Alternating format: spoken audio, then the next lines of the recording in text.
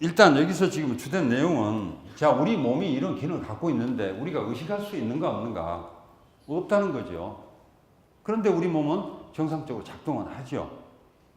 제가 하나 궁금한 것은 이 작동이 히스토리를 가질까? 이례적일까? 제가 이걸 묻고 싶었던 겁니다. 혈당량을 조절하고 혈류를 조절하고 이런 일련의 기능이 이례적으로 일어나고 소멸할까? 아니면 우리 몸 안에서 어떤 히스토리를 갖게 될까? 저는 후자 쪽입니다. 반드시 이것이 어떤 역사의 축적을 하게 될 것이라는 것이죠. 그리고 그렇게 해서 나타난 발현이 어느 시점에선가 지금 제가 서 있을 때 내 손목을 잡아 끌거나 스윙을 못하게 하거나 이런 방식으로 나타날 거란 말이죠.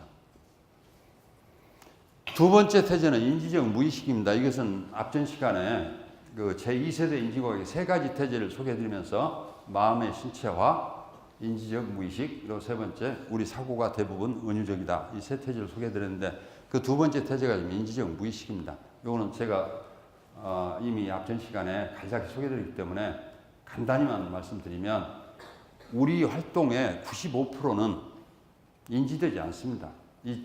우리 인지에 포착이 안 돼요.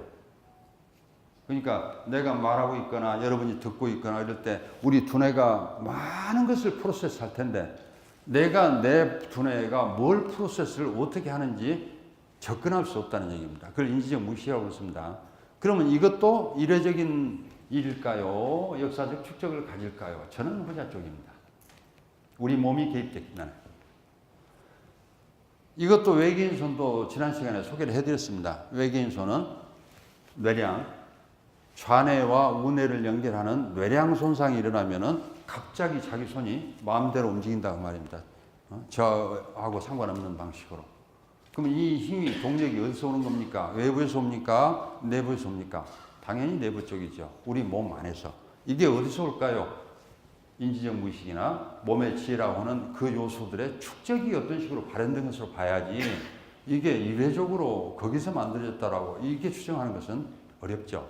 그래서 우리 의식에 포착되지 않는 숨겨진 몸이 있고 그 존재가 축적이 우리가 컨트롤할 수 없는 방식으로 내 발목을 잡을 수 있습니다. 만약에 그것이 제가 원하는 방향 쪽으로 적극적으로 기여를 하면 제가 의식을 못하죠.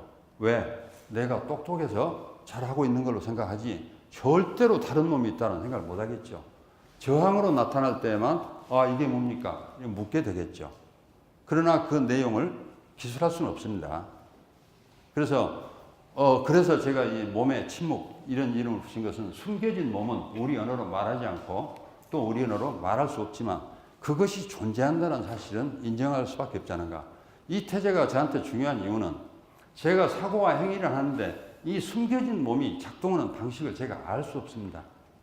제가 테니스를 치게 돼서 그것이 저항으로 나타날지 아니면 골프를 하게 돼서 그것이 순기능으로 나타날지 제가 예측할 수 없고 제 부분인데도 불구하고 왜?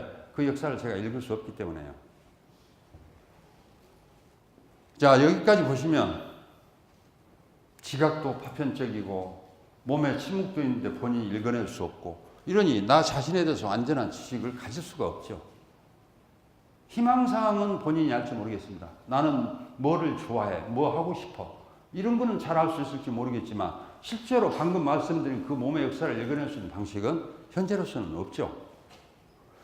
나 자신에 대해서 완전한 지식이 없는데 각자 완전한 지식이 없는 상태라면 타인에 관한 지식도 있을 수 없죠.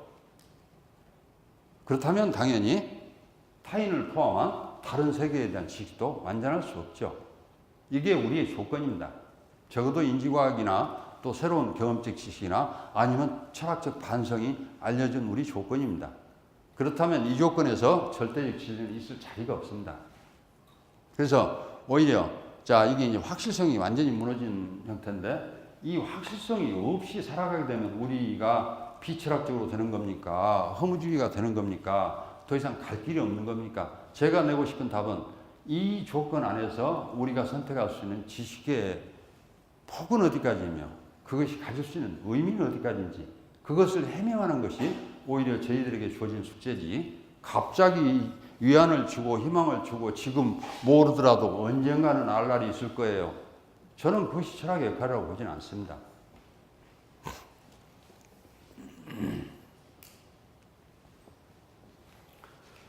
지난 시간에 강의 말씀을 좀 드렸더니 학장님께서 시간을 못 지켰다고 아주 여러 가지 실책 말씀하셔서 오늘의 시간표를 만들어 왔습니다.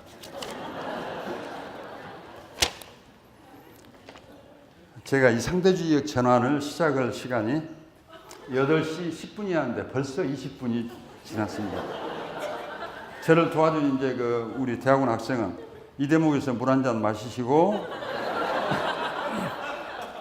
한 1분 정도는 소모하실 수 있겠습니다. 벌써 지금 20분이 났습니다.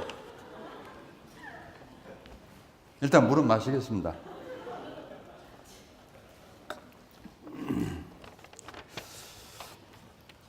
설명을 조금 짧게 드리고 5번째 경험의 공공성 부분을 제가 초점을 맞춰 드리는 것이 이 좋은 소개가 될 것 같습니다. 상대주의 전환은 제가 붙인 이름이고 제 박사학위 논문에서 20세기 후반이 이렇게 많은 상대주의 이론이 행해간 적이 철학사에 있었는가? 아까 말씀드린 것처럼 소피스트의 시대 이후로 상대주의가 이렇게 행해간 시대는 없었습니다. 그래서 잠깐 지형도를 보시면 다 한 번씩 들어보셨을 겁니다. 영어권에 그 패러다임 이론 제시했던 토마스 쿤이랄지, 그 다음에 파이어라벤트, 아까 말씀드렸던 콰인, 굿맨, 힐러리 퍼트남, 그 다음에 리처드 로티, 이런 사람들 다 영어권의 쟁쟁한 철학자들인데 공통적으로 경험주의가 왜 문제인지, 왜 객관주의가 아닌지, 그래서 공통적으로 이렇게 상대주의 쪽으로 논의를 펼쳐간 사람들입니다. 유럽에서는 이게 이제 포스트 모더니즘이라 하면은 소위 후기 구조주의 또는 뭐 포스트 구조주의자들, 푸코나 데리다, 그 다음에 신실용주의자인 리오타르, 이런 사람들이 또 반객관주의, 왜 절대적 진리 쪽이 아닌지를 너무나 적나라하게 얘기했기 때문에 이 일련의 흐름이 지금 영어권, 그 다음에 유럽까지 일시에 20세기 후반에 광범위하게 퍼졌기 때문에 저는 상대주의적 전환이라고 부를 수 있다고 봅니다. 그런데 특이한 것은 모두가 이렇게 객관적 진리 반대하고 당연히 그렇게 하는 순간에 상대주의 쪽으로 이렇게 흐름이 가는데 본인이 상대주의자라고 말하는 사람은 단 한 사람도 없습니다. 제가 볼 때는 다 상대주의자들인데 단 한 사람도 나 상대주의자야. 유일하게 그 말 비슷하게 한 사람은 파이어라벤트입니다. 상대주의가 뭐가 문제입니까 하고. 그래서 이 사람이 이 말을 할 수 있을까? 아니나 다를까? 책을 찾아봤더니 저 밑에 각주에 진지한 상대주의자라기보다는 경박한 다다이스트의 말로 이해해 주세요. 각주 달아놨어요, 조그만하게. 모두가 상대주의자 되는 건 무서운 겁니다. 그런데 논의를 보면 상대주의 쪽으로 가는데 왜 그런가? 절대적 진리에 반대하면 상대주의적인 성격을 드러내게 됩니다. 그런데 자신이 상대주의라고 말하는 것은 무서워한단 말이에요. 저는 제 박사 논문에서 왜 이러는 것일까? 왜 상대주의를 이렇게 무서워하는 것일까? 그거를 좀 규명해 보고 싶었습니다. 당연히 상대주의적인 현상이 우리 앞에 있고 우리 경험에 상대적이고 실제로 이 70억 인구 중에 똑같은 사람은 아무도 없지 않습니까? 동일한 가르기를 가진 사람이 아무도 없다는 얘기는 다르다는 말씀 아닙니까? 그뿐만이 아닙니다. DNA 검사하면 70억 중에 누가 여기다 지금 담배꽁초 버렸는지 정확히 집어낼 수 있잖아요. 이게 뭘 함축합니까? 70억 명을 구별할 수 있단 말입니다. 다르다는 얘기죠. 그런데 왜 상대주의를 겁내는 것일까? 이게 좀 설명을 하고 싶었고, 그래서 이 지금 철학적으로 상대주의적인 성향 나타나는 데다가 거기에 여러분들 이제 익숙하게 들었을 문화상대주의, 언어상대주의, 뭐 세피어나 또 뭐 그런 사람들 문화상대주의 있죠. 또 인류학 쪽에서는 문화상대주의다 해서 그러니까 20세기 후반이 되면 뭐 상대주의적인 논의가 어마어마하게 유포가 되는데 상대주의는 다 겁내더라고 말입니다.